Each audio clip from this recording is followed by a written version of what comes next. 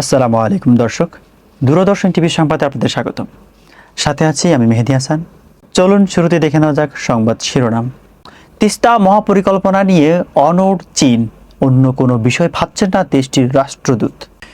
জুলাই আগস্টে বড় বন্যার ঝুঁকিতে বাংলাদেশ ও 5 জেলার সতর্কতা। পাকিস্তান আফগানিস্তান সীমান্ত সংঘাত চরমে, আঞ্চলিক নিরাপত্তার বড় হুমকি।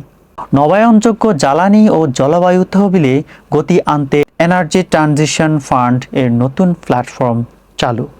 নকআউট পর্বে আর্জেন্টিনার মুখোমুখি পুচকে কেপ ভার্দে। ডেভিড বনাম গলিয়াত লড়াই আজ।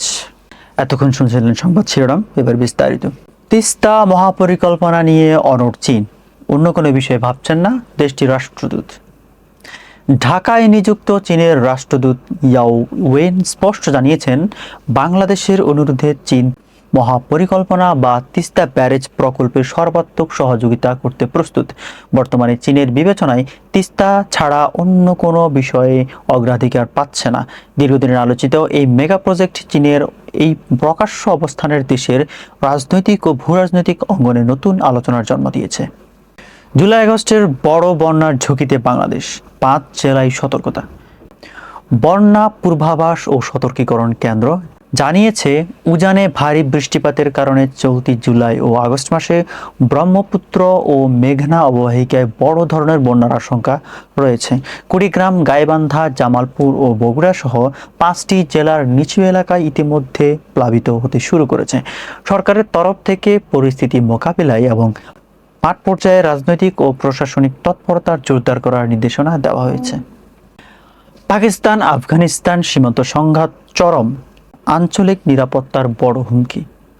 পাকিস্তান এবং আফগানিস্তানের মধ্যকার সীমান্ত উত্তেজনা এখন প্রায় প্রকাশ্য যুদ্ধের রূপ নিয়েছে। ডুরান্ট লাইন ও সীমান্ত এলাকায় দুই দেশের সশস্ত্র বাহিনীর মধ্যে দফায় দফায় সংঘর্ষের খবর পাওয়া যাচ্ছে। আন্তর্জাতিক বিশ্লেষকরা বলেছেন, এই সংঘাত শুধু দুই দেশের মধ্যেই সীমাবদ্ধ নয়, বরং একটি পুরো দক্ষিণ এশিয়ার আঞ্চলিক নিরাপত্তার জন্য এক বিরাট হুমকি হয়ে দাঁড়িয়েছে। নবায়নযোগ্য জ্বালানি ও জলবায়ু তহবিলে গতি আনতে এনার্জি ট্রানজিশন ফান্ডের নতুন প্ল্যাটফর্ম চালু। বাংলাদেশ পরিবেশ বান্ধব ও নবায়নযোগ্য জ্বালানির ব্যবহার বাড়াতে এবং টেকসই পানি শোধনাগার প্রকল্পগুলোতে বিনিয়োগ ত্বরান্বিত করতে বাংলাদেশ এনার্জি ট্রানজিশন ফান্ড একটি বিশেষায়িত ফাইন্যান্স প্ল্যাটফর্ম চালু করেছে।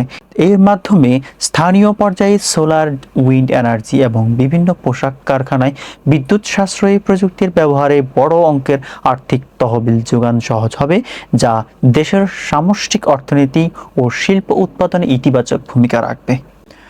নকআউট পর্বে আর্জেন্টিনার মুখোমুখি পুচকে কেপ ভার্দে। ডেভিড বনাম গলিয়াত লড়াই আজ। চলমান 2026 বিশ্বকাপে আজ রাতে বিশ্ববাসী এক রূপকথার ম্যাচ দেখতে যাচ্ছে। বিশ্বকাপের ইতিহাসে নকআউট পর্বে ওঠাও সবচেয়ে ছোট দেশ কেপ ভার্দে আজ মুখোমুখি হচ্ছে বর্তমান চ্যাম্পিয়ন লিওনেল মেসি আর্জেন্টিনার। ফুটবল প্রেমীরা একে বাইবেলের সেই ডেভিড বনাম গলিয়াত দুর্বলের সাথে প্রবলের লড়াইয়ের সাথে তুলনা করেছেন। এদিকে ফুটবল বিশ্বে গুঞ্জন রয়েছে, জার্মানির কোচের পদ ছাড়ছেন নাগলসমান। তার জায়গায় নতুন কোচ হতে পারেন জুর্গেন ক্লপ। দর্শক, এই ছিল আজকের মতো সংবাদ। এতক্ষণ আমাদের সাথে থাকার জন্য অসংখ্য ধন্যবাদ। আপনাদের সাথে ছিলাম আমি মেহেদী হাসান। পরবর্তী সংবাদ দেখার আমন্ত্রণ জানিয়ে এখানেই শেষ করছি। দূরদর্শন টিভির সাথে থাকুন। আল্লাহ হাফিজ। আসসালামু আলাইকুম।